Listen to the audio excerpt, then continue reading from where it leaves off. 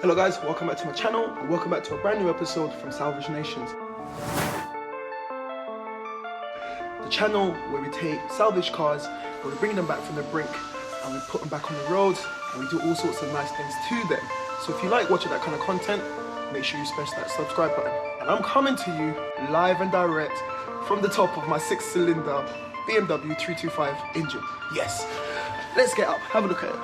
So that is my 6-cylinder BMW 325 engine. I had to remove it from this car right here in order to repair the chassis legs, which I've successfully done. So in this episode, we need to get this engine back into this car. But before I do, I've just got some service parts from a local parts store, which is right here. And I'll be changing my spark plugs, my oil, and some other oil filters and what's not before I put the engine back into the car. And guys, this is the completed chassis leg. If you didn't see the videos where I fixed this, it was a lot of work. It took 3 different videos. So check my playlist, guys, and you'll see the full repair on the chassis leg. Look at that, it's a work of art. I hope you guys are enjoying the content that I'm bringing to you guys, and I've got so much more on the way. But anyway, enough blabbing on, enough talking, let's get straight into it. All right guys, so the first thing I'm gonna do, I'm gonna change out my spark plugs. So these are the coil packs. The coil packs are connected to the spark plugs, and the spark plug is screwed into each cylinder. So you've got 1, 2, 3, 4, 5, 6 cylinders, 6 spark plugs, 6 coil packs. So it's pretty simple. What I'll do is just unplug the coil pack plug, give it a little shake, little bit of a tuggle, and it comes off. This is the coil pack. It sucks onto the top of the spark plug, and this is what provides the electricity to the spark plug that causes the spark in the cylinder with the gas and the air, and it causes the engine to go. So that's just a little bit of a lesson for the guys who doesn't know.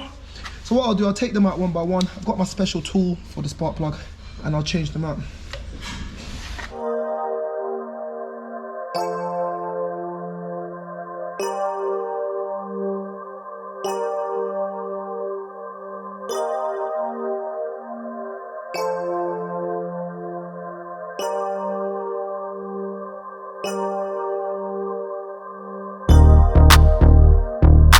There you go guys, so these are my 6 spark plugs that I've removed from the engine just now. All it was my special socket, and I used this magnetic reaching tool to kind of reach down into the hole right there to get this spark plugs. So as you can see, they're pretty burnt, so the car was in due need of a service for quite a while. So I've decided to go for NGK Light for Light. These are ordered from my local EU parts store. I'll put these in for now just to get the car running, but once the car's done, I'll be upgrading these to a more sportier type, and I'll be upgrading my coil packs to a more sportier race type. But for now, I just want the engine to be running as good as it can be. So let's just crack on, get those ones put in. I'll dispose of these later, get those ones put in, and then we can start to get the engine in the car.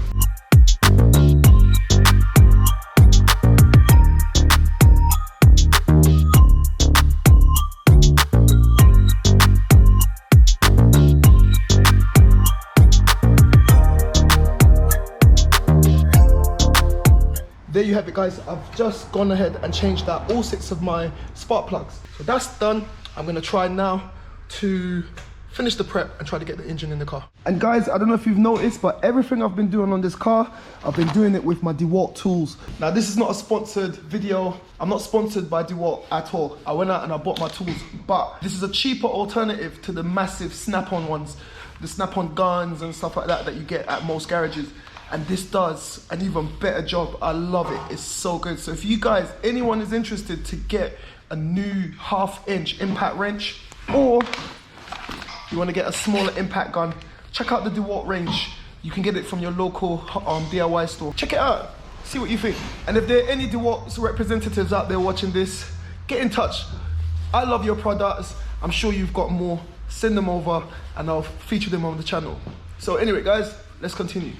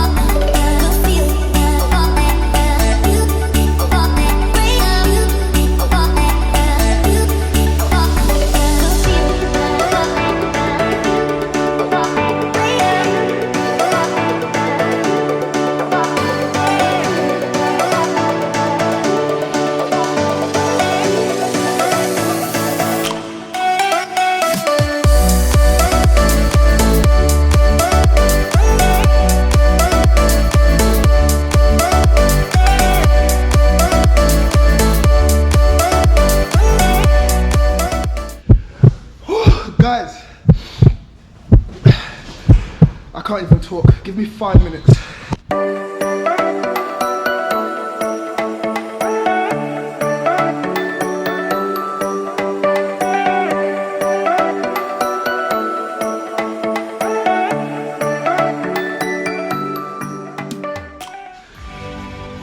Engine is in, guys. Oh my God. Listen, I am so happy. I thought at one point I would have had to scrap this car. I thought at one point, how am I gonna take the engine out, get it back in, all sorts. But guys, have a look at this. The engine is back in the car, and all I need to do is run all of my wires, connect them back up, connect all of my vacuum hoses and my air box and my water bottle, and that is gonna be it for the front. And then tomorrow I can jack it up, go underneath, and finish off all the bolts and stuff for all the mountings and stuff at the bottom. But guys, have a look at that. My engine has been partially serviced with the new spark plugs, and it's in. The engine is in, guys. Oh my God. The moral of the story, guys, when you get hit with a hurdle in life, you gotta keep it moving. You hear that? K-I-M, keep it moving. Right, I'm gonna show you guys around and show you exactly what we need to do. Let's go. So guys, with that completed, what I'm gonna do now, I'm gonna connect up all of my electrical wires back into my fuse box and back into the ECU, the engine control module, which is just there. I've got my air box to fit. I've got my engine cover to fit. I've also got a water bottle somewhere in the boot to fit as well.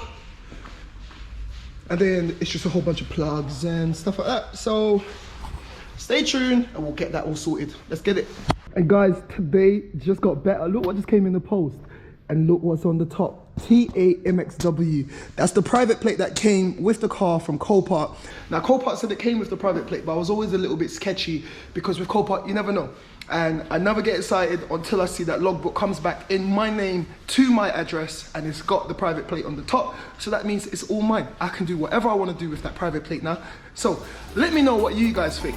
I'm thinking to either keep TAMXW or I've got my other private plate, D Gibble, because that's what they call me. So have a look at this one, D Gibble or TAMXW. Let me know in the comments down below which one you prefer. I'm just gassed, I'm just excited, so ignore me. Let's crack on.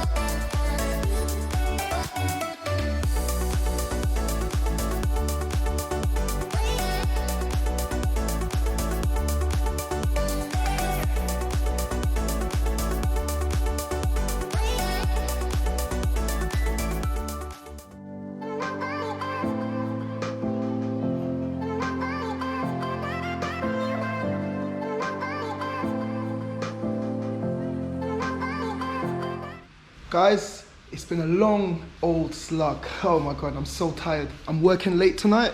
It's now 7:30. I've been here since about 8 this morning, but I want to work on into the night because I want to get a first start on this engine tonight since the engine's gone in. Apologies if you can hear a lot of noise, it's because it's raining and we've got the tin roofs here, so apologies for the noise, but we're working throughout the night now and I want to get this. I'm excited, I want to hear this engine start up. I've changed the spark plugs today. I'll wait for the car to go on the ramp to change the oil, but I've done the spark plugs. What else have I done? I've installed my airbox, I've installed my engine cover, got my water bottle here. I've taken my time. If you saw me, guys, that's why you always take pictures, and I reference back to the pictures that I took, and I installed all my electrics into the fuse box because that's some really delicate stuff in there. I've gone ahead and I've connected all my earth wires for the engine on the top side. I need to jack up the car, go underneath, and there's a fuel line which just snaps into place, and there's one more engine earth wire down there, and I believe that should be it. I should be able to start this engine after I do that. So yeah, guys, let me know what you think of this build in the comments down below. And guys, if you're watching this and you're not subscribed, make sure you smash that subscribe button. Yes, I'm knackered, but I'm happy. I can't stop grinning. I'm so happy. So apologies if I'm grinning too much. I'm just happy. A lot of people were saying I should scrap it, but just have this car is going to be such a nice car when it's finished. And yeah, I'm going to be modding this car. I'm going to be taking it to track events. I'm going to be bringing you so much content from this car, and it's already got a special place in my heart because I've put in so much work, and that's what it's all about, guys. I always say this, when I work on these cars, there's a little piece of me that stays with it, and this is no exception. I've put in so much work on this car, and I want you guys to be there for the journey. So enough blabbing, enough carrying on. Let's get underneath, connect those wires, and see if we can get this car started.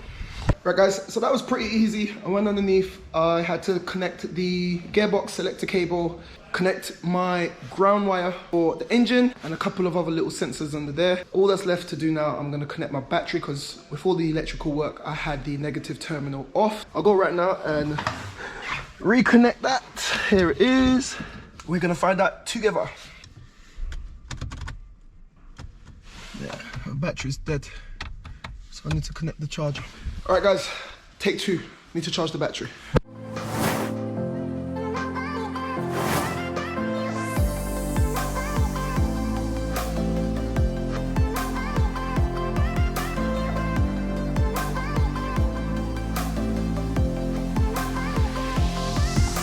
Take 2.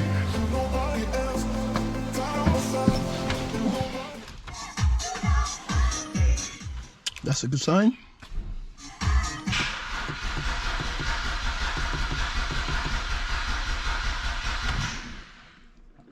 All right, guys, so it's turning over, but I've just remembered one more thing.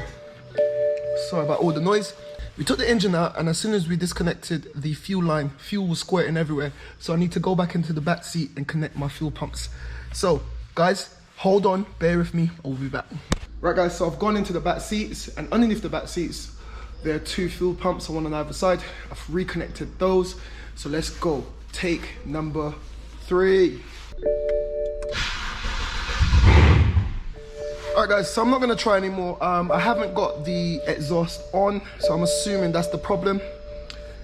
I'm happy that it's starting over and it's trying to start. Once I charge the batteries, I'll see how it goes tomorrow. Actually, they're the exhausts right there. If you look at the wire that's right there, I don't know if you can see that. There's several sensors that's in the exhaust. So what I'll do, I really want to hear this car started, so whatever.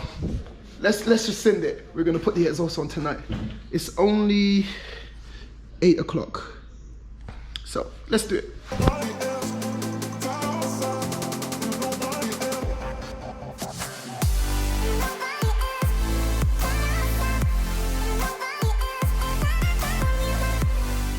Right, guys, so it's actually about an hour later. It's now 9 o'clock. And it took ages for me to find out what the problem was. But I found out that my MAF sensor was broken at some point whilst taking out the engine. I don't know if you can see that, but it's actually got a massive crack right across the bottom. It's completely cracked. And this was actually off as well. That's the last thing that I've tried, and I've given it power from my other BMW right there. So take 5, let's try it again. Okay, so the engine is running, but it's running very rough, and I believe it's that MAF sensor that's broken. That kind of sets up the engine's timing with the air and fuel mixture and stuff. So I'm gonna have to order one of those sensors. But I'm happy, guys. My exhaust is on, it's not tightened down. I need to torque that right down. But my engine's back in the car is running, the chassis is fixed. After this, guys, it's literally just putting on all of that stuff. Front slam panel, headlights, front bumper, doing a spray job, and then this car is ready to go. So guys, I'm gonna end the video right here. If you've enjoyed this episode, make sure you give me a thumbs up. And if this is the kind of content that you like to see, make sure you smash that subscribe button. We just keep bringing it, Salvage Nations. Like I always say, guys, keep it moving, and I'll catch you in the next one.